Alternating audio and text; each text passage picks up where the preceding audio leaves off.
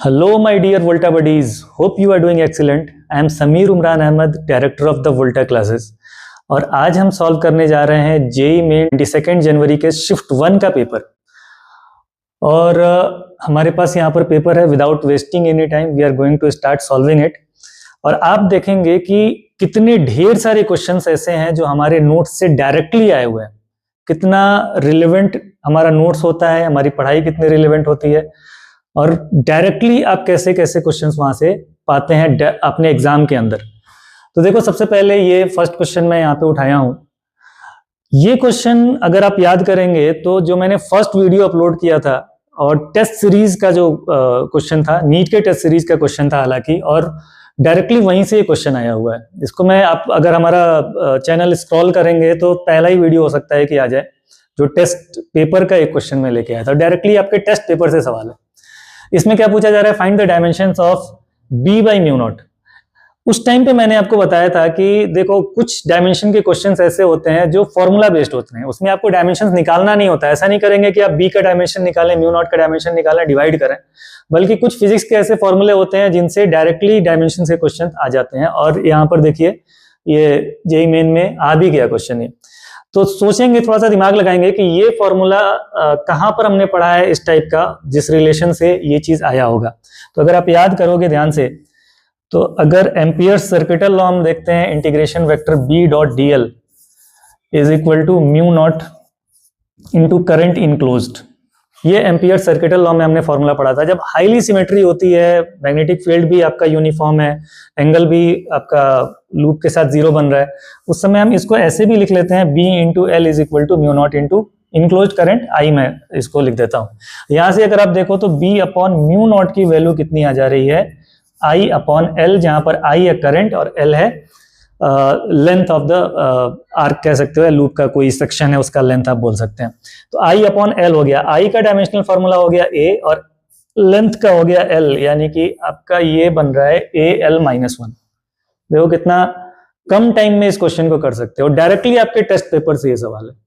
Next question देखो, ये दिया गया है कि solid sphere of mass m radius r exert a force F on a point mass. Now concentric sphere m/7 is removed. What is the new force? तो इसको भी, इससे रिलेटेड क्वेश्चन कई सारे हमने किए हैं। अब देखो सवाल में क्या दे रहा है कि एक हमारे पास स्फीयर है और मेरे ख्याल से यहाँ पे डायग्राम मिसिंग है।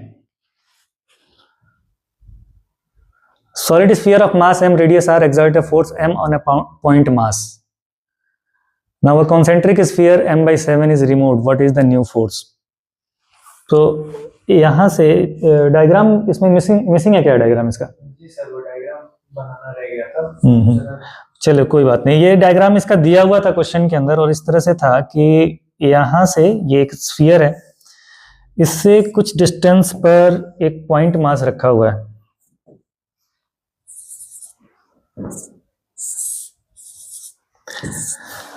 तो पहले जब यहां से कोई मास नहीं निकाला गया है तो ये फोर्स लगाता है इस पॉइंट मास के ऊपर F।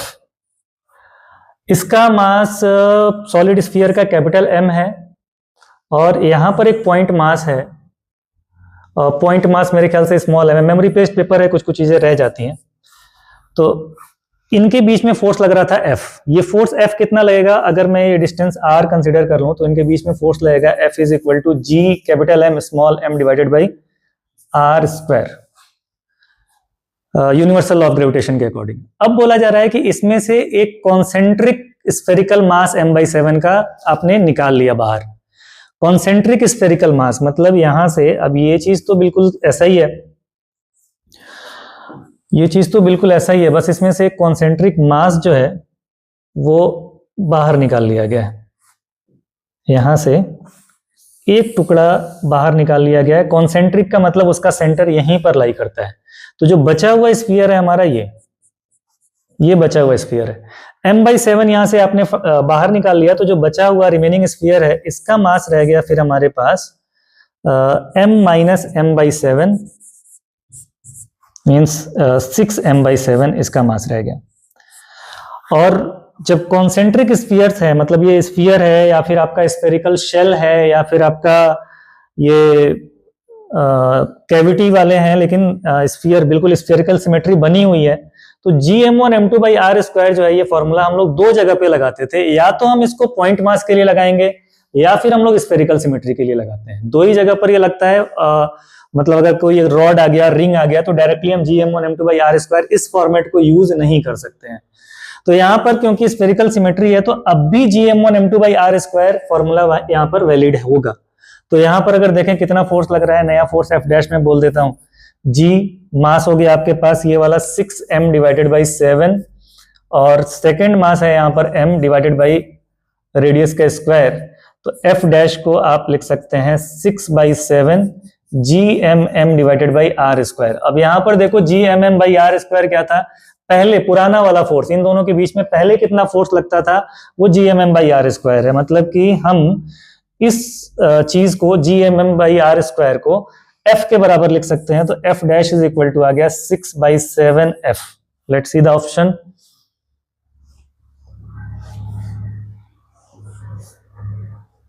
ये सेकंड ऑप्शन यहाँ पर हो जाएगा 6F/7। सर अगर इसको कोई अगर ऐसे जाता करने के लिए तो सिर्फ और सिर्फ जो है फोर्स का फॉर्मूला लिख के भी सॉल्व कर सकता था।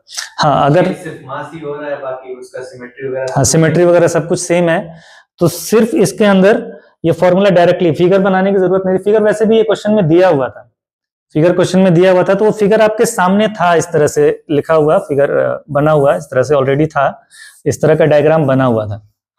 ठीक है, तो अगर ये डायग्राम आपके सामने बना हुआ है तो आप डायरेक्टली भी फॉर्मूला लिख सकते हैं। एक बार फुल स्फीयर है तो Gmm/r² लिख लिए, और दूसरे बार जब ये इसमें से कुछ हिस्सा आपने काट के निकाल लिया तो रिमेनिंग मास के साथ डायरेक्टली वो फॉर्मूला लिख के लगा सकते हैं। बहुत ज्यादा आपको ड्रॉ करने की भी जरूरत नहीं पड़ेगी। मैं यहाँ पे समझा रहा हूँ इसलिए सब कुछ ड्रॉ करके आपको दिखाना पड़ता है। एग्जाम के अंदर करने में टाइम नहीं लगता, एग्जाम में करने में बहुत कम टाइम लगेगा। चलो अगला क्वेश्चन देखते हैं। इसमें ये देखो कैपेसिटर से, ये भी आपके नोट्स से डिट्टो क्वेश्चन आया हुआ है, नोट्स में कराया हुआ क्वेश्चन है, कॉपी का सवाल है ये। और ये देखो आपके शिफ्ट 1 में ये क्वेश्चन जो है डायरेक्टली पूछ दिया गया।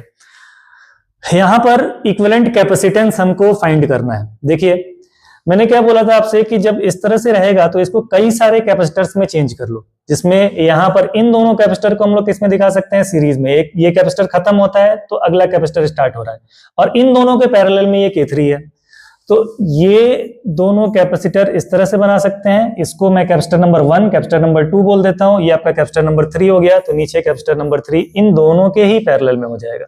अगर मैं इसका कैपेसिटेंस C1 बोलूं, इसका C2 बोलूं, इसको C3 बोलूं, तो इक्विवेलेंट कैपेसिटेंस आप लिख सकते हैं इन दोनों का पैरेलल इक्विवेलेंट, इन दोनों का series equivalent C1 C2 upon C1 plus C2, और ये इसके साथ पैरेलल में है तो प्लस C3 कर दोगे, ये इनका इक्विवेलेंट कैपेसिटेंस हो गया। अब इसको अगर सॉल्व करते हो तो लिख सकते हो C1 C2 प्लस मल्टीप्लाई कर लीजिए C1 C3 plus C2 C3 divided by C1 plus C2, ये हो जाएगा। अब C1 C2 C3 यहां पर अलग से लिख सकते हो कि इसका कैपेसिटेंस कितना होगा, K1, C1 में लिख रहा हूं K1 epsilon not, area of plates ये आधा ही लेंगे A/2 divided by distance between plates, ये टोटल डिस्टेंस D है तो ये आधा ही डिस्टेंस हो जाएगा D डिवाइडेड बाई 2, और ये हो गया K1 epsilon not A divided by D, ये C1 हो गया, पहला जो कैपेसिटर बन रहा है इसका कैपेसिटेंस। इसी तरह से अगर C2 निकालना चाहते हो इसका कैपेसिटेंस,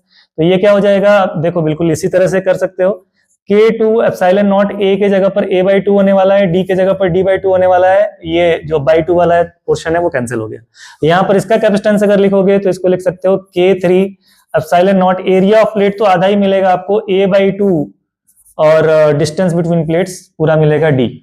अगर ये सारे वैल्यूज यहाँ पर पुट करोगे तो देखो क्या कॉमन आएगा, यहाँ पर C1 C2 मल्टीप्लाई कर रहे हैं, C1 C2 मल्टीप्लाई करोगे K1 K3 epsilon naught square A² upon D², और एक 2 रह जाएगा यहाँ पर।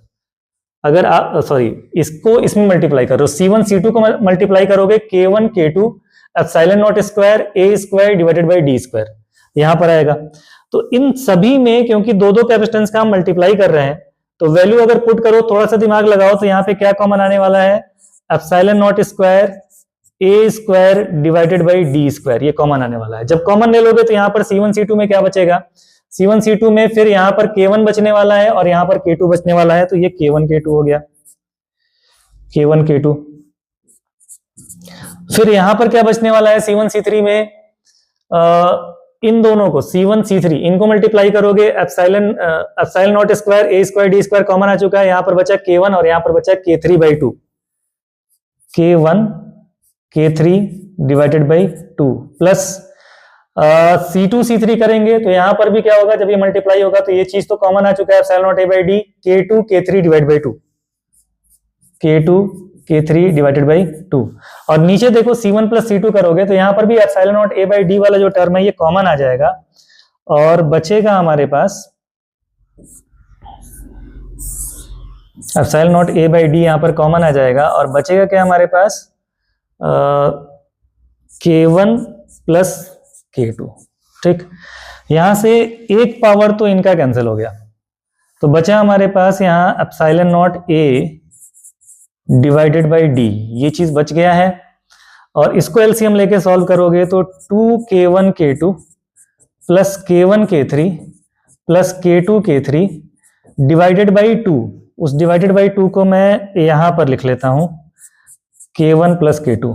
चलो चेक करते हैं कोई ऐसा ऑप्शन है कि नहीं इसके अंदर। सेकेंड ऑप्शन बन रहा है ऐसा, देखो 2K1 K2 plus K1 K3 plus K2 K3, 2K1 K2 plus K2 K3 plus K3 K1 K1 K1, ये लास्ट में क्या किया था हमने, हाँ K3 K1, हाँ सही है, ये K2 K3 था ना यहाँ पे। तो बी ऑप्शन ही मैच कर जा रहा है, देखो ध्यान से, तो बी ऑप्शन, सेकंड ऑप्शन जो है, सेकंड ऑप्शन यहाँ पर मैच कर जाएगा, तो ये इसका आंसर है। ठीक, ये भी बिल्कुल आपके नोट से ही क्वेश्चन आया था।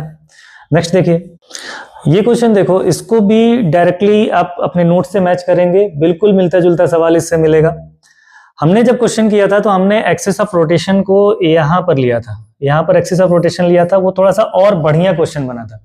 ये जो क्वेश्चन है इसमें देखो ध्यान से, तो एक्सिस ऑफ रोटेशन क्या लिया है, axis passing through centre of sphere and cavity, मतलब एक्सिस यहाँ पर सेंटर ऑफ स्फीयर और सेंटर ऑफ कैविटी दोनों से होके पास हो रहा है। मोमेंट ऑफ इनर्शिया फाइंड करना है, यहाँ मोमेंट ऑफ इनर्शिया का क्वेश्चन है बिल्कुल। इससे इसका बढ़िया वर्जन मैंने क्लासरूम में कराया आपको, इसका बढ़िया वर्जन क्लासरूम में कराया है और उसका इजी वर्जन जो है वो जेईई मेन में आया हुआ है। तो यहां से इस वाले एक्सिस के अबाउट आपको मोमेंट ऑफ इनर्शिया फाइंड करना है, टोटल कितना होगा। कैविटी प्रॉब्लम्स में हम क्या करते हैं कि जब भी कैविटी मिलेगा आपको तो आप इसको स्प्लिट कर लेते हैं दो बॉडीज के अंदर, एक बॉडी होता है विदाउट कैविटी और दूसरे को ले लेते हो ओनली कैविटी। मैं यहाँ स्पेस कम पड़ रहा है, यहाँ नीचे बना दे रहा हूं। एक जो है फुल बॉडी है विदाउट एनी कैविटी और दूसरा जो है सिर्फ कैविटी है, इन दोनों के कॉम्बिनेशन को आप इस चीज से मैच करते हैं। तो जब ये वाला एक्सिस है, इस एक्सिस के अबाउट फुल स्फीयर का अगर मोमेंट ऑफ इनर्शिया निकालोगे तो I इज इक्वल टू आ जाएगा 2/5 mr²। इस स्फीयर का मोमेंट ऑफ इनर्शिया 2/5 mr²। जो कैविटी निकाला गया है, कैविटी देखो ध्यान से, तो r/2 रेडियस का निकाला गया। r/2 रेडियस का अगर कैविटी निकला है तो कितना मास निकल गया आप देखो। पहले तो मास था m from A sphere of mass m, पहले मास था इसका m, तो इसका पूरा मास आप m ले सकते हो। अब यहां से r/2 रेडियस का एक कैविटी निकाला गया तो कितना मास निकल गया जरा चेक करिए। डेंसिटी तो सेम रहा, डेंसिटी में कुछ भी चेंज नहीं होने वाला है। अब मास इज इक्वल टू आप लिख सकते हैं density into volume. Density volume इसका लिख सकते हो 4/3 πr³। तो यहां से देखो mass directly proportional to radius cube आ रहा है। मतलब अगर रेडियस r से r/2 चेंज करते हो तो मास m से, ये देखो क्यूब के प्रोपोर्शनल है, इसका क्यूब करो तो अगर आपका रेडियस r/2 हो जाएगा तो मास जो है वो m/8 हो जाना है। मतलब कैविटी का जो मास होगा, कैविटी का मास हम लोग ले सकते हैं -m/8। कैविटी में माइनस लेते हैं, वैसे तो नेगेटिव मास कुछ भी नहीं होता है, लेकिन आप कह सकते हैं मैथमेटिकल एडजस्टमेंट है, ये क्वेश्चन को सॉल्व करने का तरीका होता है कि हम कैविटी को नेगेटिव मास ले लेते हैं लेकिन डेंसिटी उतना ही मानते हैं जितना कि इस बॉडी का डेंसिटी होता है, उतना ही। अगर इसका डेंसिटी प्लस रो है तो इसका डेंसिटी हम लोग माइनस रो ले लेते हैं। वही मैंने किया कि अगर रो कांस्टेंट है तो m directly proportional to r³, लेकिन यहाँ पर माइनस ले रहा है। अब इसका भी मोमेंट ऑफ इनर्शिया आपको निकालना है और इसी एक्सिस के अबाउट निकालना है। कैविटी यहाँ पर है, देखो ये एक्सिस है, इसी एक्सिस के अबाउट मोमेंट ऑफ इनर्शिया निकालिए। तो यहाँ पर भी आप 2/5 mr² कर सकते हैं, तो 2/5 मास हो गया आपके पास -m/8 into r square, radius है इसका r/2, इसका स्क्वायर करो तो 2 का स्क्वायर हो जाएगा 4 into 8 32, 2/5 -2/5 into mr square divided by 32, ये चीज आया। नेट मोमेंट ऑफ इनर्शिया, देखो मोमेंट ऑफ इनर्शिया नेट कैसे निकालेंगे, स्केलर क्वांटिटी है मोमेंट ऑफ इनर्शिया, एक ही एक्सिस के अबाउट आ रहा है, डायरेक्टली हम इसको ऐड कर सकते हैं क्योंकि ये स्केलर क्वांटिटी है। इसको I1 बोल दो, ये वाला जो सेकंड मोमेंट ऑफ इनर्शिया आया इसको I2 बोल दीजिए। Net moment of inertia I is equal to I1 plus I2, इन दोनों को ऐड करो, यहाँ पर 2/5 mr स्क्वायर है और ये आ जा रहा है -2/5 mr square divided by 32, 2/5 mr square अगर यहाँ से कॉमन भी ले लेते हो तो 1 माइनस 1/32 आ जाएगा, 31/32 इंटू 2/5। तो सॉल्व करके ये देखो यहाँ पे हो जा रहा है ये 31/32 और ये चीज यहाँ पर 2/5 आपने कॉमन ले रखा है, 2/5 मल्टीप्लाई करो, ये 16 इंटू 5 हो जाएगा 80, तो 31/80 और mr स्क्वायर यहाँ पर कॉमन था तो 31/80 mr स्क्वायर, कैलकुलेशन पार्ट है ये। तो ये मोमेंट ऑफ इनर्शिया आ गया इसका, बिल्कुल नोट्स से रिलेटेड क्वेश्चन है और उसका इजियर वर्जन है। नेक्स्ट देखिए, यहाँ पर ये डायग्राम थोड़ा सा गड़बड़ है, ये क्वेश्चन भी क्लास के अंदर कराया गया है और कुछ बच्चों को हो सकता है कि डायरेक्ट इसका फॉर्मूला भी याद हो, बहुत ही ज्यादा रेगुलर क्वेश्चन है। यहाँ पर देखो होता है इस तरह से, जो कॉमन सरफेस दिया है, डायग्राम थोड़ा सा गड़बड़ है। यहाँ पर डायग्राम इसका इस तरह से होता है कि दो बबल अगर इस तरह से एक दूसरे से कनेक्टेड हैं तो एक सरफेस यहां पर बनता है और इस सरफेस का कर्वेचर इधर रहता है और इसका रेडियस जो है इन दोनों से ही अलग होता है। क्यों इस तरफ होता है? बबल के अंदर एक्सेस प्रेशर जो होता है वो होता है 4T/r, अगर आपको याद हो तो। अगर ये रेडियस R2 है तो यहां पर एक्सेस प्रेशर हो जाएगा 4T/r2, इसको मैं P2 बोल दे रहा हूं, और यहां पर एक्सेस प्रेशर हो जाएगा 4T/r1, इसको P1 बोल दे रहा हूं। रेडियस जिसका कम रहेगा उसका एक्सेस प्रेशर ज्यादा रहेगा, मतलब इस तरफ एक्सेस प्रेशर ज्यादा है, तो ये जो बीच वाला सरफेस है ये इस तरफ इस तरह से कर्व्ड होता है, कॉनकेव पार्ट इसका छोटे वाले स्फीयर के साइड में होता है। अगर इसका रेडियस ऑफ कर्वेचर मैं मान लूं r, यहां पर इस स्फीयर के अंदर, छोटे वाले स्फीयर के अंदर पहले एक्सेस प्रेशर होगा, ये कांटेक्ट में जब नहीं आए होंगे उसके पहले एक्सेस प्रेशर होगा यहाँ पर 4T/r2, यहां पर ये P2 होगा और यहां पर प्रेशर P1 होगा आपका 4T/r1।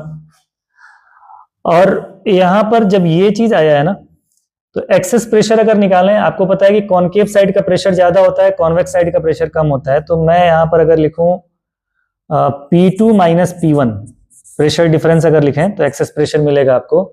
इसका रेडियस ऑफ कर्वेचर है r, तो 4T/r के बराबर हो गया। P2 P1 के वैल्यूज पुट कर दो, P2 है आपका 4T/r2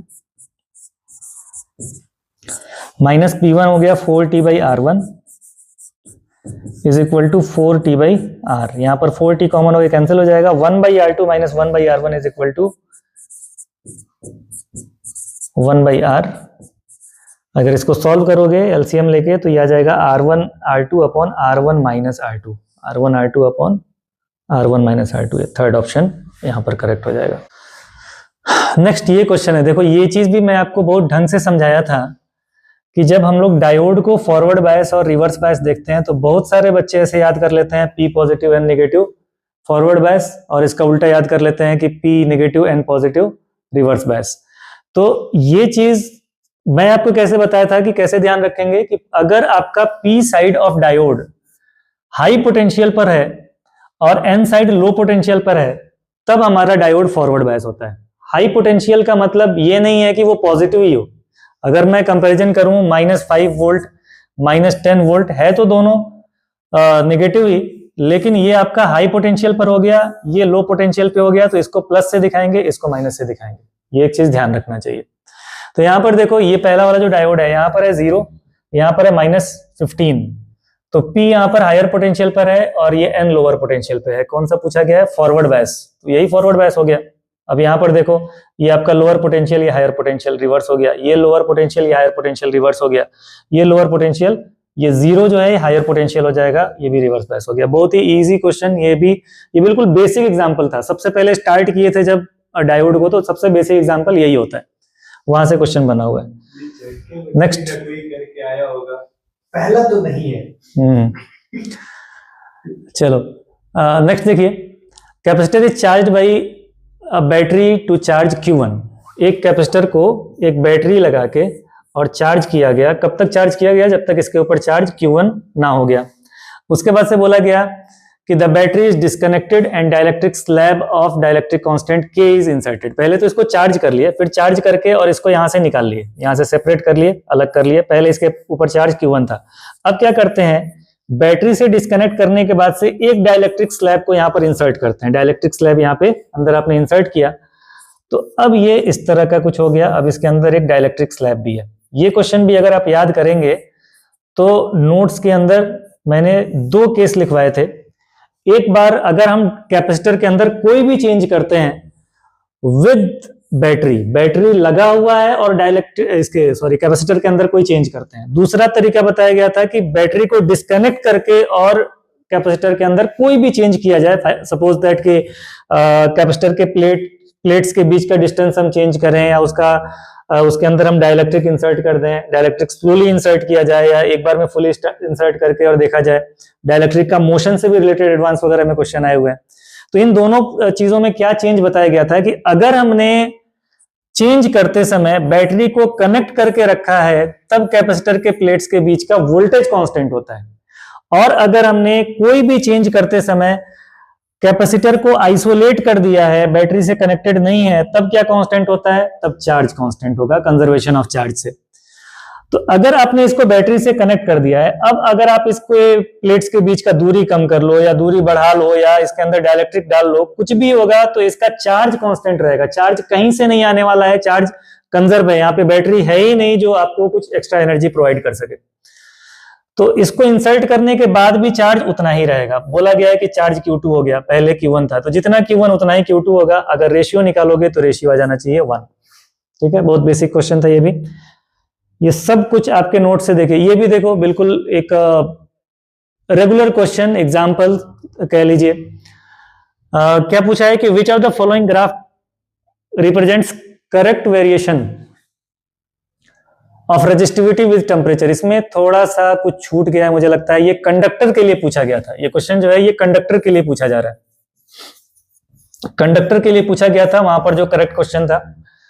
तो कंडक्टर के लिए आपको पता है कि टेम्परेचर को इंक्रीज करने के साथ कंडक्टर का रेजिस्टिविटी बढ़ता है, तो ये वाला हो जाएगा। ठीक, और अगर सेमीकंडक्टर होता तो आपका वो रेजिस्टिविटी जो है वो टेम्परेचर के साथ घटता।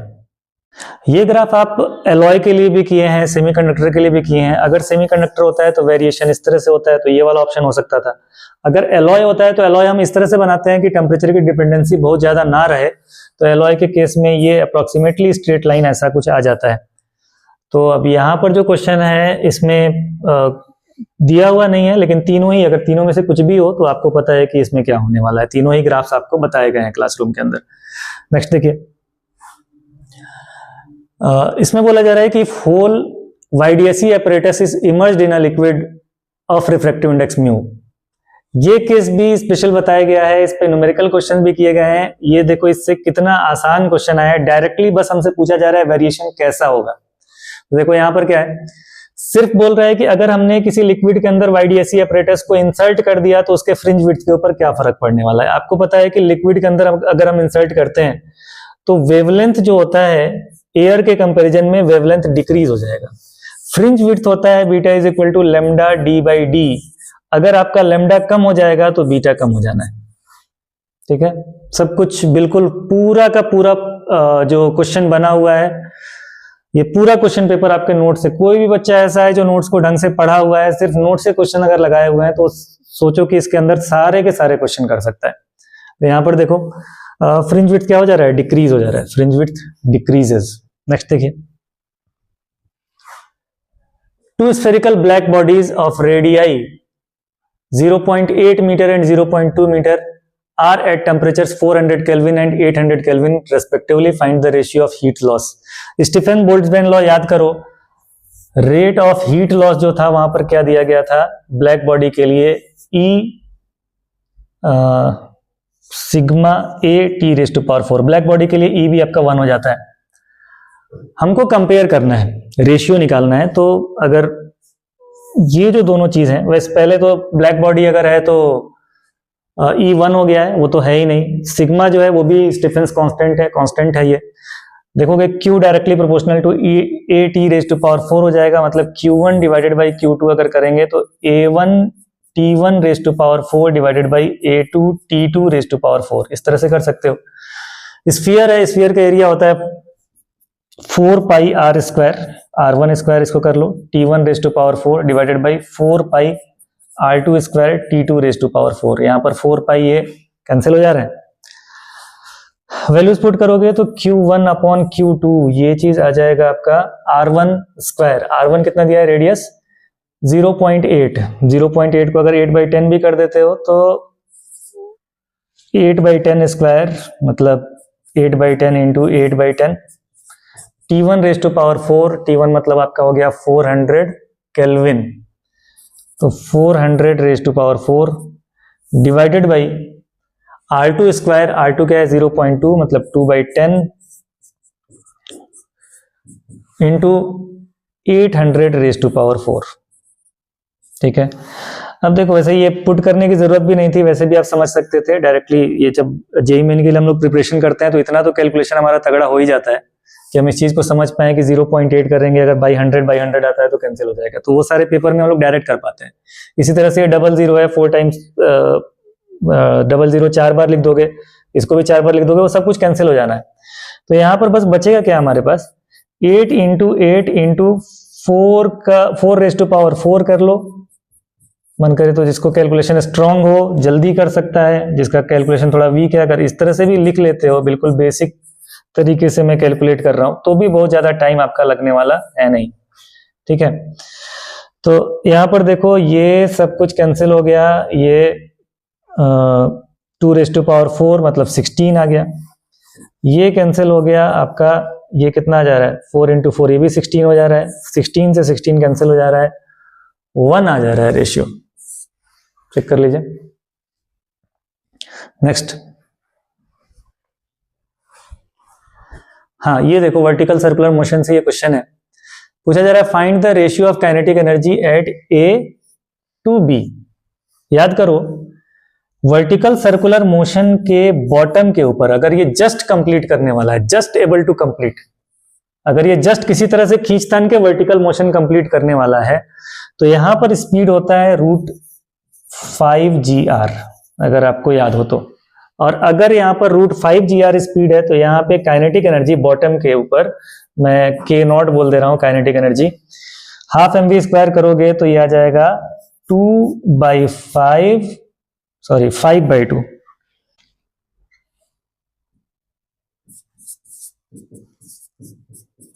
gr। 12 mv स्क्वायर कर रहे हैं, 1/2 mgr, सॉरी 1/2 इंटू m और इसका स्क्वायर करोगे तो 5gr। 5/2 mgr, यहां पर ये काइनेटिक एनर्जी आ जाएगा। अब यहां पर आपको काइनेटिक एनर्जी निकालना है तो कंजर्वेशन ऑफ मैकेनिकल एनर्जी लगा लो। ये रेडियस अगर r है तो ये चीज हो जाएगा आपका r cos 60 मतलब r/2, और ये टोटल लेंथ था r, मतलब हमारा जो बॉडी है यहाँ पर ये r/2 हाइट ऊपर उठ चुका है, ये r/2 हाइट ऊपर उठ चुका है, तो इसका काइनेटिक एनर्जी कम हो गया होगा। और यहीं पर रेफरेंस में मान ले रहा हूं पोटेंशियल एनर्जी mgr/2 से बढ़ गया होगा। तो अगर कंजर्वेशन ऑफ एनर्जी लगाओगे तो पॉइंट ए पर काइनेटिक एनर्जी आ जाएगा। यहां पर पहले काइनेटिक एनर्जी था हमारे पास 5/2 mgr, और इसमें से ये पोटेंशियल एनर्जी जो बढ़ा है उसको माइनस कर लीजिए, mgr/2 मतलब 5/2 mgr माइनस 1/2 mgr, ये हो जाएगा 4/2 mgr मतलब 2 mgr। 2 mgr ये काइनेटिक एनर्जी है पॉइंट ए के ऊपर। अब पॉइंट बी पर काइनेटिक एनर्जी निकालो, फिर से आप एनर्जी कंजर्वेशन लगा लीजिए। यहां पर भी देखो ये r cos 60 यानी कि r/2 है, यहां से यहां तक का डिस्टेंस है r, और ये r/2 मतलब इस पॉइंट O से लेके और इस यहां तक का ये जो पूरा डिस्टेंस हुआ ये r प्लस r/2 मतलब 3r/2 हो गया।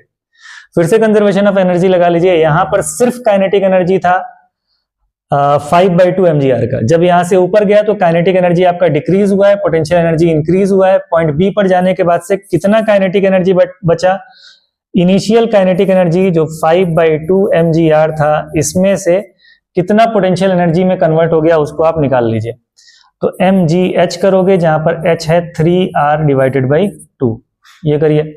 तो यहां पर देखो 5/2 mgr माइनस 3/2 mgr मतलब 2/2 mgr, ये काइनेटिक एनर्जी पॉइंट बी का है। क्या पूछा गया हमसे? Find the ratio of kinetic energy A to B, इसका और इसका रेशियो पूछा गया है। तो के ए है 2 mgr divided by mgr, cancel हो जाएगा mgr से mgr, रेशियो आ जाएगा 2/1। ये क्वेश्चन हो गया। देखो कितने बेसिक क्वेश्चंस आए हुए हैं। कोई भी क्वेश्चन ऐसा नहीं है जो बहुत ही ज्यादा डेप्थ में जाके और आपको कंफ्यूज करने की कोशिश किया गया हो, या कोई नया सा क्वेश्चन बना दिया गया हो जो आपने पहले कभी नहीं देखा हो। अगर ढंग से पढ़े हो तो पूरा का पूरा पेपर बहुत ही ज्यादा इजी है। नेक्स्ट देखिए, current drawn from the battery. अच्छा ये देखो, ये न्यूमेरिकल बेस्ड क्वेश्चन है। यहाँ पर ये जो है एक हिस्सा लिया के यहाँ पर लगाया गया है और बोला गया कि मिड पॉइंट पर हमने लगाया है। और आपको पता है कि ये जो मिड पॉइंट पर आप ले जाके कनेक्शन कर रहे हैं, ये इस रेजिस्टेंस को 2 इक्वल पार्ट्स में डिवाइड कर देगा। Resistance R is equal to होता है rho L by A. R is equal to rho L by A. अगर याद हो तुम्हें तो मैंने आपको पोटेंशियोमीटर पढ़ाया था और उस समय यह बताया था कि पोटेंशियोमीटर के क्वेश्चंस जो होंगे, कोई जरूरी नहीं है कि पोटेंशियोमीटर नाम लेके ही पूछा जाए, उसके अंदर जो कंसेप्ट है वो कंसेप्ट के नाम पर पूछा जा सकता है। पिछले बार भी जब क्वेश्चंस आए थे, नीट के अंदर भी क्वेश्चन आए थे, जेई के अंदर भी क्वेश्चन आए थे। कुछ क्वेश्चंस ऐसे थे जिनको बच्चे बोल रहे थे कि ये आउट ऑफ सिलेबस है, जैसे रेडियो एक्टिविटी का जो क्वेश्चन आया था। तो वो सारे रेडियो एक्टिविटी के क्वेश्चन में क्या बोला गया था उस समय कि ये तो रेडियो एक्टिविटी का सवाल ही नहीं है, ये तो आपका न्यूक्लियर रिएक्शन से रिलेटेड है। तो जहां पर भी इस तरह का पोर्शन है जिससे रिलेटेड जो कंसेप्ट जो हमारे सिलेबस में है और उससे रिलेटेड कोई इक्विपमेंट था, जो इक्विपमेंट आपका हट चुका है, लेकिन कंसेप्ट के नाम पर उस इक्विपमेंट से रिलेटेड सवाल भी पूछे जा सकते हैं, ये उस तरह का क्वेश्चन नहीं है, ये बिल्कुल पोटेंशियोमीटर नहीं है। इससे बढ़िया बढ़िया मैंने आपको सवाल कराया था और उस समय बोला था कि ध्यान रखना कि इन क्वेश्चंस को, हालांकि ये तो हम पहले पोटेंशियोमीटर जब सिलेबस में हुआ करता था तब करते थे, लेकिन अब भी इन सवालों को पूछा जा सकता है और आप ये नहीं कह सकते हैं कि ये पोटेंशियोमीटर का सवाल है। वो बोलेगा कि नहीं, ये तो सिंपल करंट इलेक्ट्रिसिटी का कंसेप्ट है। इसी तरह से और भी कई जगह मैंने आपको बता के रखा है, जैसे ट्रेवलिंग माइक्रोस्कोप का क्वेश्चन जो जेईई मेन में आया था। आप बोलिए ट्रेवलिंग माइक्रोस्कोप तो डिलीटेड है, लेकिन वो बोलेंगे नहीं, ये ट्रेवलिंग माइक्रोस्कोप का क्वेश्चन नहीं था, ये तो आपको अपेरेंट डेप्थ की कितनी समझ है उसके ऊपर क्वेश्चन था। 2024 जो जेईई मेन में क्वेश्चन आया था ट्रेवलिंग माइक्रोस्कोप का, उस सिलेबस के अंदर था ही नहीं आपके। तो इस तरह के जो रिलेटेड कंसेप्ट से इक्विपमेंट्स होते हैं उनको भी पढ़ना चाहिए और मैंने आपको सब कुछ पढ़ाया भी है। तो ये उतना ज्यादा डेप्थ में नहीं है, बहुत ज्यादा बेसिक क्वेश्चन है। इसमें तो बस आप इतना समझो कि मिड पॉइंट से अगर आपने रेजिस्टेंस को डिवाइड किया तो ये L जो है ये L/2, ये आधा लेंथ बच गया L/2। लेंथ को अगर आपने L/2 कर दिया तो रेजिस्टेंस भी आधा हो गया R/2।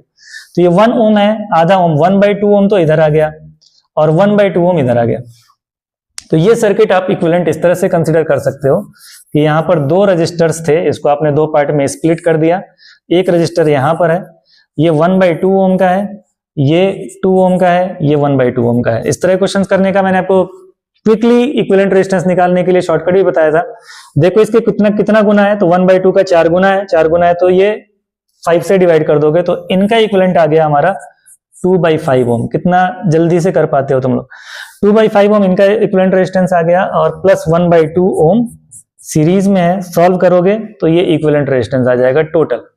जब नेट इक्विवेलेंट रेजिस्टेंस आ जाएगा तो अब क्या पूछा गया आपसे कि आप बताइए कि इसमें से करंट कितना आया है।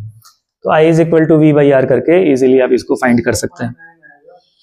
ये इक्विवेलेंट रेजिस्टेंस 0.9 ओम ये कैलकुलेट करके आपका आ रहा है, और अगर 0.9 ओम हो गया इक्विवेलेंट रेजिस्टेंस तो I is equal to V/R 0.9 divided by 0.9 1 ampere current आ गया। Next, radius of electron in ground state for hydrogen is A0. Then radius of electron in He plus in third excited state. क्या बताया गया था, radius का relation क्या होता है, R प्रोपोर्शनल बताओ, n² by z। यही था ना, रेडियस का रिलेशन था r proportional n square by z, radius of orbit का। अब यहां पर देखो जनरली हम लोग जब क्वेश्चंस करते हैं तो एक ही एटम लेके हाइड्रोजन के लिए किया है तो हाइड्रोजन का ही कंपेयर करा लेते हैं कि फर्स्ट एनर्जी लेवल में इतना है, फिफ्थ एनर्जी लेवल में कितना होगा। लेकिन यहाँ पर दो अलग अलग एटम्स लिए गए हैं, इसलिए Z को भी कंसीडर करना पड़ेगा। जो बच्चे Z को छोड़ देते हैं, directly R proportional n square और वो वेलोसिटी का भी n के ही टर्म्स में प्रोपोर्शनलिटी याद कर लिया, टाइम पीरियड का भी n के ही टर्म्स में याद कर लिया, तो उन बच्चों के लिए थोड़ी सी दिक्कत की बात है यहाँ पर। तो ये कंप्लीट फॉर्मूला याद करना चाहिए, ये आपको उस समय ही बताया गया था। बोला गया कि हाइड्रोजन एटम के ग्राउंड स्टेट के अंदर A0 है। मैं यहां से अगर फॉर्मूला बनाऊं तो मैं लिख सकता हूं R1 by R2 is equal to N1 upon N2 square into Z2 by Z1। Z inverse proportion में है तो उल्टा करके लिखेंगे Z2 बाई Z1। यहां पर R1 मैं ये ले रहा हूं, radius of electron in ground state, ये दिया गया है A0। R2 आपसे पूछा गया है, R2 बताइए कितना होगा। R2 क्या चीज है, radius of electron in third excited state. Third excited state, यहां पर भी जल्दबाजी में गलती करते हो, थर्ड एक्साइटेड स्टेट का मतलब n इज इक्वल टू 3 नहीं बल्कि 4 होता है, वो ग्राउंड फ्लोर से जोड़ना शुरू करते हैं। तो ground state n is equal to 1 हो गया, first excited state n is equal to 2 हो गया, बिल्कुल इसी तरह से थर्ड एक्साइटेड स्टेट जो है वो n इज इक्वल टू 4 हो जाएगा। तो यहां पर n1 हो गया 1, n2 हो जाएगा 4 स्क्वायर, Z2 मतलब इसका दूसरे वाले का एटॉमिक नंबर, ये हो गया हीलियम, हीलियम के लिए हो गया 2, हाइड्रोजन के लिए हो गया 1। तो ये सॉल्व करेंगे तो आएगा यहाँ पे 1/16 इंटू 2 यानी कि 1/8 आंसर आ जाएगा। फोर्थ ऑप्शन चेक कर लीजिएगा, कैलकुलेशन चेक कर लीजिएगा आप भी, सही है। नेक्स्ट, हाँ ये देखो जरा, इस तरह के जितने वेरिएशंस हो सकते थे ये सारे क्वेश्चन कराए गए थे इलेक्ट्रिक फ्लक्स के अंदर। इसमें देखो क्या बोल रहा है, ये एक क्यूब है और इसके एक साइड के मिड पॉइंट पर एक चार्ज रखा गया है Q, मिड पॉइंट पे ये ऐसे करके मिड पॉइंट ये दिखाया गया। Find net flux through the cube, इस क्यूब से नेट टोटल कितना फ्लक्स जाएगा। सबसे पहले क्या बताया था मैंने कि इसको एक सिमेट्री के साथ आप क्लोज करिए जिससे कि ये चार्ज जो है किसी सिमेट्रिकल सिस्टम के बीच में आ जाए, और फिर उसके बाद से हम चेक करते हैं कि कितना इससे फ्लक्स जाने वाला है। तो इसको अगर सिमेट्री से क्लोज करना चाहते हो तो देखो इस तरह से मैं पूरा ही बना देता हूं। ये आपका एक क्यूब है और चार्ज यहां पर रखा हुआ है, सिमेट्री से क्लोज करना चाहते हैं, एक क्यूब इसके सामने बनाओ, एक क्यूब इसके सामने रखो। अब देखो इन दोनों के बिल्कुल बीच में आ रही है, फिर बिल्कुल क्या करेंगे कि ऐसा ही क्यूब उठाएंगे और इसके नीचे रख देंगे, कितने, 2 क्यूब, 2 क्यूब ये हो गए, बिल्कुल ऐसे ही 2 क्यूब आप इनके नीचे रख दीजिए।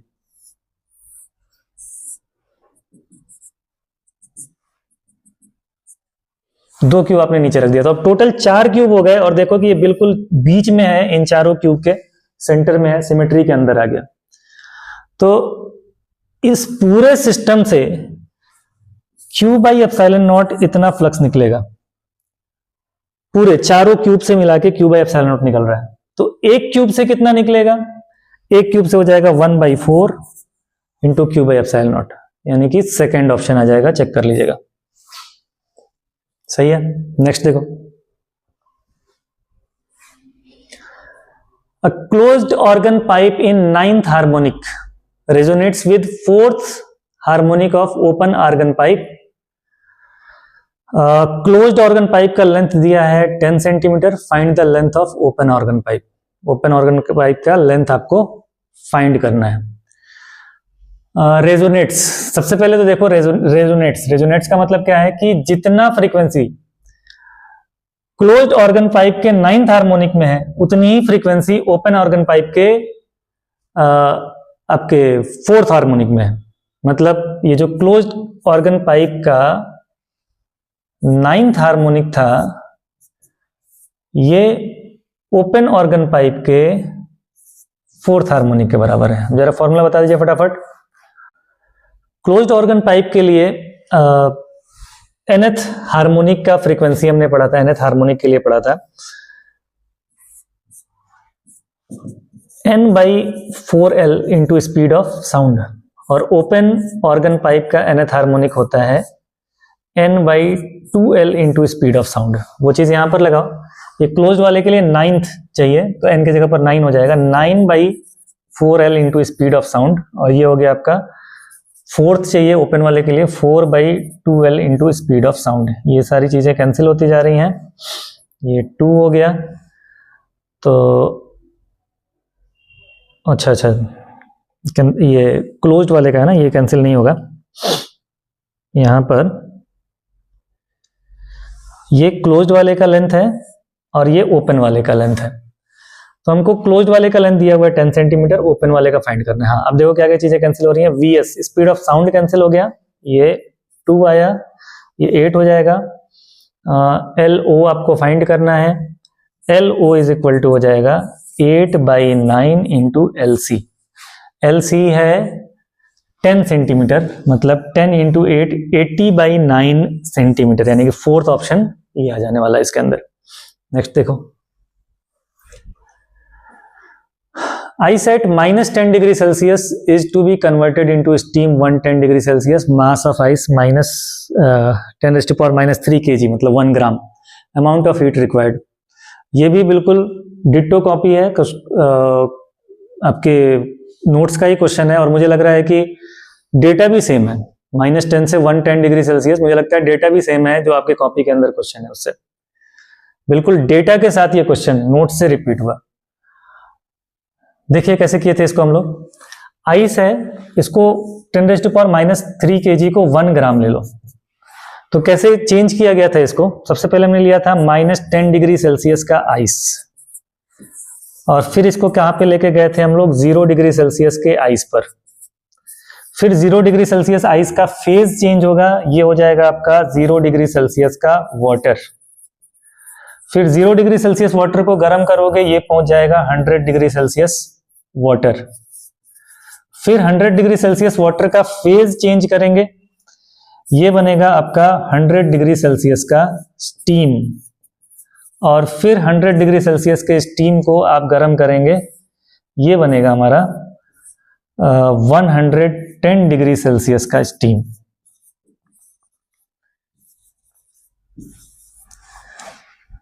ठीक है, अब देखो, जब टेम्परेचर बढ़ता है सेम फेज के अंदर तो हीट के लिए हम लोग यूज करते हैं ms डेल्टा थीटा, और जब फेज चेंज होता है तो वहां पर यूज करते हैं हम लोग Q is equal to ml। अब देखो, नेट आपको फाइंड करना है, स्पेसिफिक हीट हम लोग लेते हैं इसके लिए आइस और स्टीम के लिए 1/2, और वाटर के लिए स्पेसिफिक हीट लिया जाता है 1। जब यहां पर लेटेंट हीट ऑफ फ्यूजन लेना होता है आइस से वाटर में चेंज करने के लिए तो 80 कैलोरी पर ग्राम लेते हैं, और वाटर से स्टीम जब चेंज होना होता है तो वहां पर हम स्पेसिफिक हीट लेते हैं 540 कैलोरी पर ग्राम। ये सारी चीजें याद करनी पड़ती हैं। तो अब टोटल आपको बताना है कितना हीट आपको देना है। तो यहां पर ms डेल्टा थीटा लगेगा, m इज इक्वल टू है 1, s है 1/2, चेंज टेम्परेचर का कितना हो रहा है 10 डिग्री सेल्सियस का, प्लस यहां पर ml मास है 1 और l होता है यहां पर 80 कैलोरी पर ग्राम, ये हो गया, प्लस मास है 1, यहां पर ms डेल्टा थीटा लगाओ, मास है 1, s हो गया 1, वाटर है ना तो वाटर के लिए स्पेसिफिक हीट हो जाएगा 1, और चेंज इन टेम्परेचर हो जा रहा है 100, प्लस अब ये वाटर का फेज चेंज हो रहा है तो ml मास है 1 और लेटेंट हीट हो जाएगा 540, प्लस अब ये 100 डिग्री सेल्सियस का जो स्टीम है ये 110 डिग्री सेल्सियस के स्टीम पर जा रहा है, तो यहाँ पर ms डेल्टा थीटा लगा सकते हो, मास है 1, s हो जाएगा 1/2, डेल्टा थीटा हो जा रहा है आपका 10। ठीक है, अब इसी को सॉल्व कर लीजिए। यहाँ पे 5 + 80 + 100 + 540 + 5 ऐड करके देख लो कितना आता है, ऐड करके चेक कर लीजिए क्या आ रहा है। 730 आ रहा है, 730 कैलोरी ऐड करके 640, 10 कर लिया 650 + 80 कर लोगे।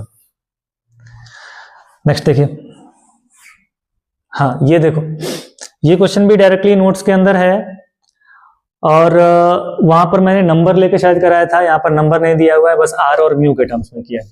सिल्वरिंग ऑफ लेंस का हमने जो फॉर्मूला किया था डिराइव करने के बाद से आया था 1 अपॉन इक्विवेलेंट। इक्विवेलेंट ये मिरर जैसा बिहेव करता है, और ये था आपका 1 by F M minus 2 by F L. ये फॉर्मूला आया था सिल्वरिंग ऑफ लेंस में। 2 बार यहाँ पर कोई भी लाइट की रे आती है, एक बार आपका लेंस एक्शन होता है, फिर एक बार मिरर एक्शन होता है, फिर एक बार और लेंस एक्शन होता है। तो 2 बार लेंस आता है और एक बार मिरर आता है। तो आया था 2 PL प्लस PM, और वैल्यूज पुट करने के बाद से ये फाइनल आंसर आया था। नोट्स में चेक कर सकते हैं इसको। तो अब आपको लेंस के लिए 1 बाई एफ एल ये फाइंड करना पड़ेगा। मिरर के लिए तो R/2 हो जाता है, उसमें तो कोई टेंशन नहीं है। तो लेंस के लिए अगर मैं फॉर्मूला अप्लाई करूं, लेंस मेकर्स फॉर्मूला, तो ये हो जाएगा आपका 1 upon F L is equal to n minus 1, N यहाँ पर refractive index mu minus 1 by R1 minus 1 by R2। तो R1 R2 ऐसे देखते हैं, किसी भी एक डायरेक्शन से रे डाल लिया। अब देखो इसका रेडियस बनने वाला है आगे तो पॉजिटिव में, और इसका पीछे बनने वाला है तो नेगेटिव में। तो 1 by R1 minus 1 by R2 की जगह पर हो जाएगा 1 by R minus 1 upon minus R। ये चीज हो गया। तो 1 बाई एफ एल ये आ जा रहा है हमारा mu minus 1 by R plus 1 by R हो जा रहा है 2 बाई R। ठीक है, ये 1 बाई एफ एल की जगह पर आ गया। और एफ एम क्या ले लोगे, R/2, और इसका रेडियस ऑफ कर्वेचर नेगेटिव है, तो एफ एम के जगह पर R/2 माइनस लगाएंगे, और जो 2 है वो ऊपर चला जाएगा। माइनस 2 बाई एफ एल, उसके अंदर 2 से मल्टीप्लाई कर दो तो 2 इंटू 2 हो जाएगा 4 into mu minus 1 divided by R। 1 by F equivalent. Solve करो इसको, तो -2 minus 4 mu minus 4,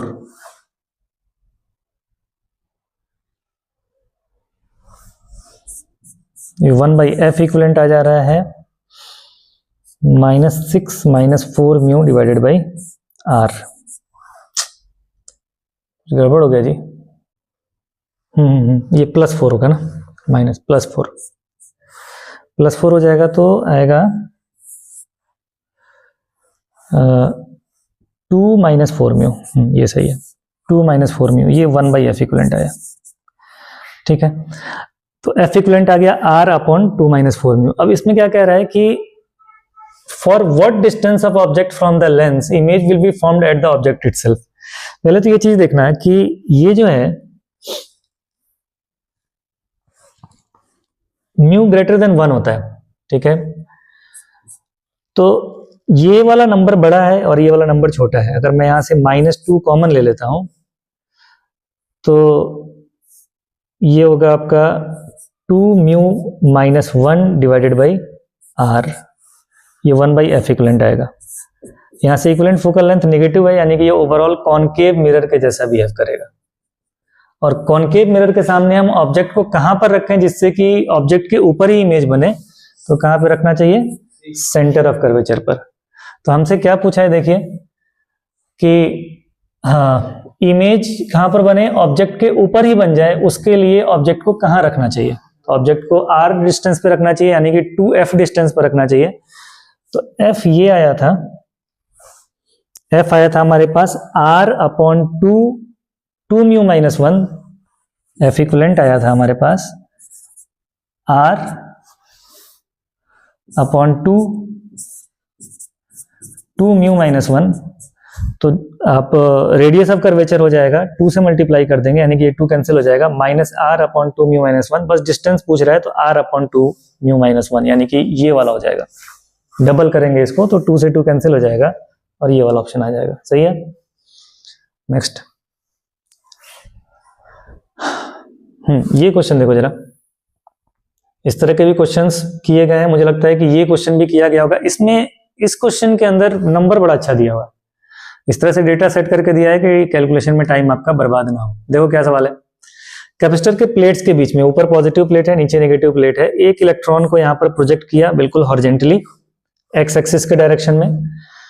electric field इधर है, तो ऑब्वियसली नेगेटिव चार्ज के ऊपर फील्ड के अपोजिट डायरेक्शन में फोर्स लगा है, उसके वजह से ये इस तरह से बेंड होके और वहां पर निकल रहा है। मैंने बताया था कि इस तरह का क्वेश्चन जब भी आएगा तो बिल्कुल हम प्रोजेक्टाइल वाला कंसेप्ट यूज करते हैं। अभी तो ये इलेक्ट्रिक फील्ड जो है आपको वर्टिकल दिखाई दे रहा है, कई बार हॉरिजेंटल दिखाई देता है, तो बच्चों को ज्यादा तकलीफ होती है। इस तरह के क्वेश्चन आपके एडवांस में भी आ चुके हैं, जिसमें याद करोगे अगर जो बच्चा PYQ लगाया होगा, सेम रेंज के लिए 2 टाइम ऑफ फ्लाइट आ रहे थे, इस तरह का मल्टीपल ऑप्शन करेक्ट वाला क्वेश्चन था।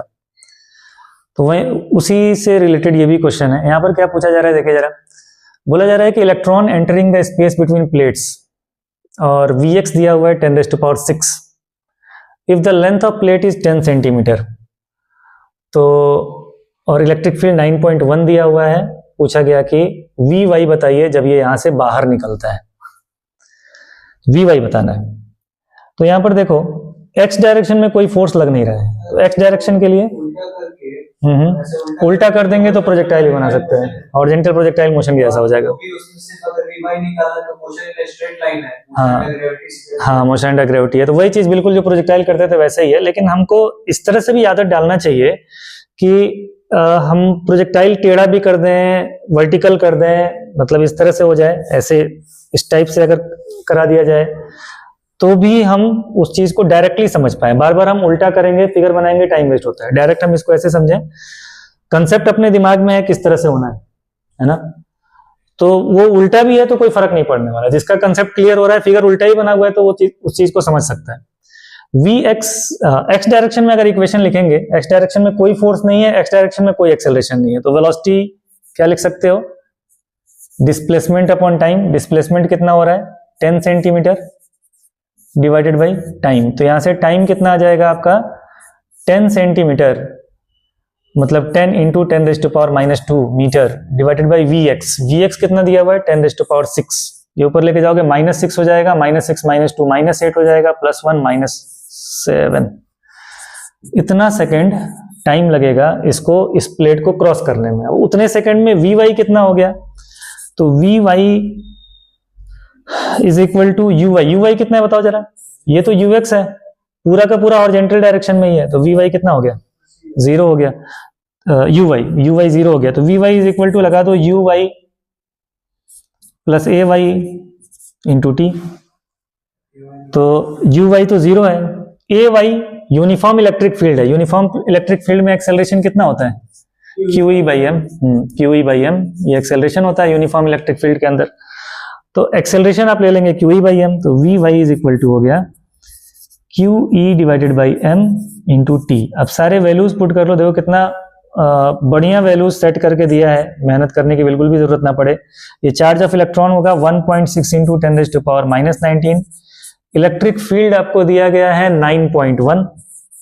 टाइम आपने फाइंड कर लिया 10⁻⁻7 डिवाइडेड बाई मास हो गया आपका 9.1 इंटू 10⁻⁻31। तो देखो ये 9.1 से 9.1 कैंसिल हो गया, आपको बस 10 के पावर्स में देखना है क्या आने वाला है। तो -19 -7 हो गया -26, -26 और ये ऊपर जाएगा तो +31, -26 +31 प्लस ये कर लो कितना हो रहा है 5 हो रहा है, यानी कि 1.6 इंटू 10⁵ सेकंड ऑप्शन चेक कर लीजिएगा। सही है, चलो नेक्स्ट देखो। हाँ, इस क्वेश्चन के अंदर देखो क्या बोल रहे हैं कि find equivalent power of the thin lens combination shown in figure. Equivalent power निकालना है, इक्विवेलेंट पावर के लिए P1 + P2 + P3 लिख लेते हो। अब यहाँ पर 3 लेंसेज का कॉम्बिनेशन है, पहले का P निकालो, दूसरे का निकालो, तीसरे का निकालो। अब पहले अच्छा रेडियस R1 R2 इस तरह से करके दिया हुआ है, तीनों का निकालो। थोड़ा सा मेहनत करने वाला क्वेश्चन है, वैसे एक ये प्लेनो कॉन्वेक्स हो गया है, तो प्लेनो कॉन्वेक्स के लिए एक सरफेस का रेडियस होता है इनफाइनाइट, तो थोड़ा सा इजी हो जाता है।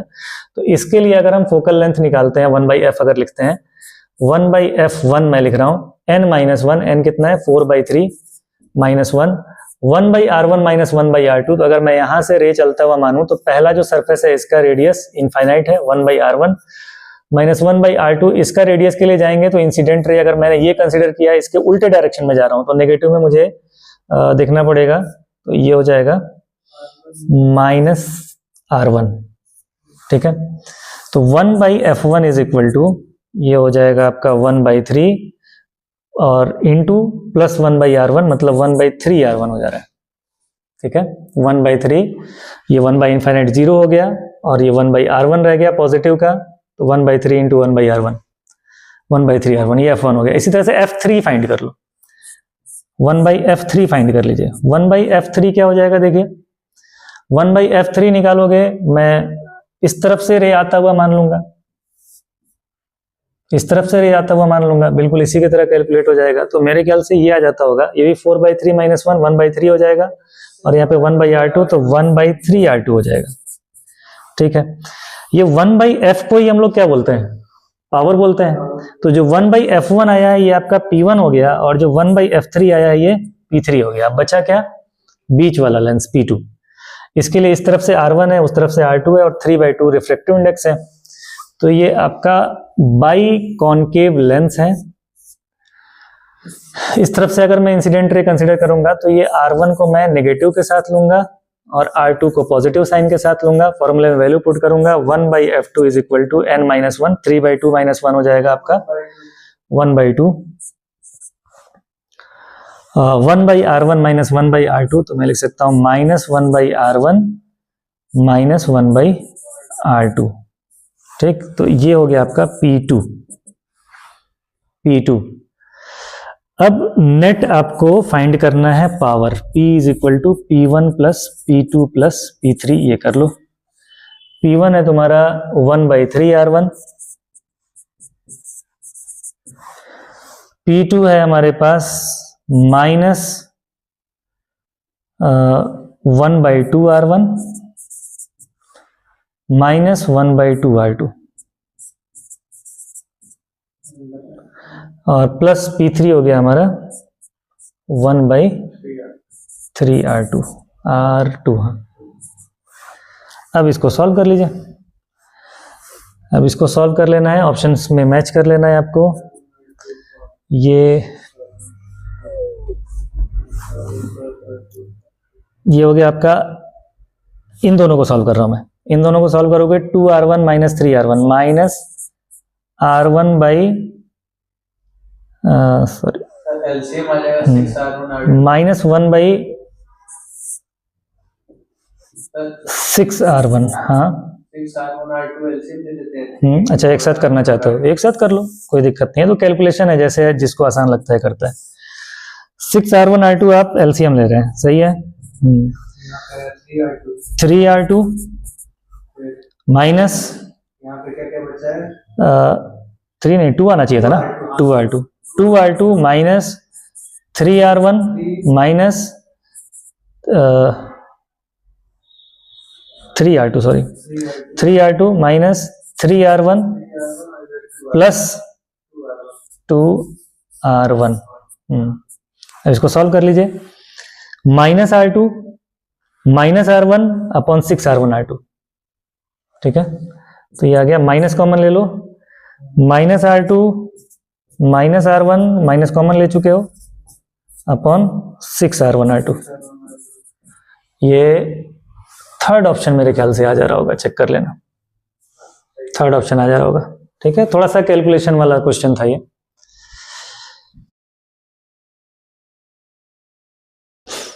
हाँ, ये क्वेश्चन देखो, इसमें क्या कहा जा रहा है कि लाइट 550 नैनोमीटर का लाइट आपने यूज किया है, और इसको आप डालते हैं दो सरफेसेस के ऊपर, एक है सीजियम और दूसरा है लिथियम। इन दो सरफेस के ऊपर आप इस लाइट को इंसिडेंट कराते हैं। सेम लाइट है, आप एक बार सीजियम के ऊपर डालते हैं और एक बार लिथियम के ऊपर डालते हैं, और गिवन है कि वर्क फंक्शन इनका 1.9 इलेक्ट्रॉन वोल्ट और 2.5 इलेक्ट्रॉन वोल्ट है।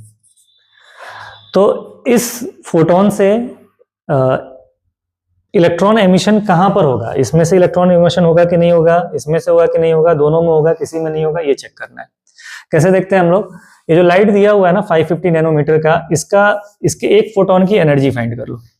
एक फोटोन की एनर्जी फाइंड करोगे तो शॉर्टकट फॉर्मूला बताया गया था आपको, क्या करना है 1240/λ। hc/λ पूरा करने की जरूरत नहीं है, अगर नैनोमीटर में आपको ये दिया हुआ है तो 1240/λ आप ये चीज डायरेक्ट यूज करिए, और ये आएगा हमारा सॉरी इलेक्ट्रॉन वोल्ट के अंदर, ये आएगा इलेक्ट्रॉन वोल्ट में, डायरेक्ट इलेक्ट्रॉन वोल्ट में एनर्जी निकल के आएगा। बड़ा यूजफुल फॉर्मूला होता है। 1240/λ, लैम्डा कितना दिया गया है 550। ठीक, ये कैंसिल हो गया। इसको कैलकुलेट करके देखें कितना आ रहा है, चेक करो कितना आ रहा है डिवाइड करके ये 2.25 इलेक्ट्रॉन वोल्ट, ये एक फोटोन की एनर्जी आ गई। अब ये फोटोन जब यहाँ पर डाला जाएगा तो फोटोन, देखो यहाँ पर जब ये फोटोन डालोगे तो इसकी ताकत कितनी है 2.25, चाहिए कितना 2.5, तो ये तो यहाँ पर जवाब दे देगा कि भाई साहब मेरे बस की बात नहीं है, नहीं निकाल सकता हूँ। लेकिन उसी फोटोन को जब यहाँ पर गिराया जाएगा तो अब फोटोन की ताकत कितनी है 2.25 इलेक्ट्रॉन वोल्ट, चाहिए कितना 1.9 इलेक्ट्रॉन वोल्ट, तो ये यहाँ से इलेक्ट्रॉन को निकालेगा भी और साथ में कुछ काइनेटिक एनर्जी भी देगा जिसको लेके ये आगे निकल सकता है। तो एमिशन कहाँ पर हो रहा है, सिर्फ सीजियम में, सीजियम के अंदर एमिशन होगा, यहाँ पर एमिशन नहीं हो पाएगा। इतने ही क्वेश्चन थे मेरे पास, और आपने देखा होगा कि जो नोट्स आपको बनवाया गया था कितना ज़्यादा रिलेवेंट है आपके एग्जाम से, जो जिस एग्जाम का प्रिपरेशन कर रहे हैं बिल्कुल अलाइंड नोट्स है, आपका जो भी स्टडी कराया गया था बिल्कुल अलाइंड है आपके कॉम्पिटिटिव एग्जाम से। होप आप लोग मेहनत करेंगे, और जो बच्चे दूसरे दिन, अगले दिन आपका 23 को या फिर आगे जो एग्जामिनेशन होने वाले हैं उनके लिए भी ये पेपर जो है वो यूजफुल होगा। नीट वाले बच्चों के लिए भी ये पेपर बहुत ही ज़्यादा यूजफुल है, ये आपका एक रेफरेंस पेपर का ऐसा काम करेगा। चलो ठीक है, थैंक यू, बाय बाय।